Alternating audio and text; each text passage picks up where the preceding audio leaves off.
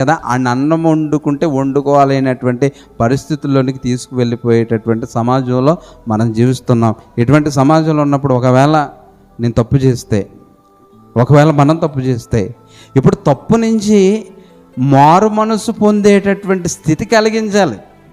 ఎప్పుడు సమాజంలో కానివ్వండి, సంఘంలో కానివ్వండి, కుటుంబంలో కానివ్వండి, ఎవరైనా తప్పు చేసినప్పుడు ఒక కొడుకు ఇంట్లో తప్పు చేస్తే తల్లి ఏం చేస్తే, తండ్రి ఏం చేస్తాడు? చంపేస్తాడా? నీకు నాకు సంబంధం లేదని ఇంట్లోకి తోసేస్తాడా? వాడికి తెలియక చేశాడు కాబట్టి మందలిస్తాడు, బాగు చేసుకుంటాడు, బ్రతిమలాడతాడు.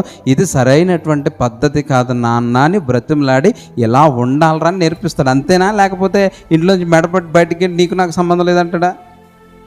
బాగు చేసే ప్రయత్నం చేస్తాడు కదా. ఇప్పుడు దేవుని విషయంలో కూడా దేవుడు కూడా మన నుంచి కోరుకునేది ఏంటి అని అంటే, ఒక తప్పు అనేది మానవ సహజం. అది అపవాది ఎలాగైనా ఎలాంటి వారితోనైనా చేయిస్తాడు. ఇప్పుడు జరిగిపోయిన తప్పును ఎత్తి చూపే కన్నా ఆ యొక్క తప్పును కడుపులో దాచిపెట్టుకుని అటువంటి మార్గంలో నుంచి బయటకు తీసుకొచ్చేటటువంటి ప్రయత్నం చేయవలసినటువంటి బాధ్యత ఎవరిది అని అంటే క్రైస్తవ సమాజాన్ని.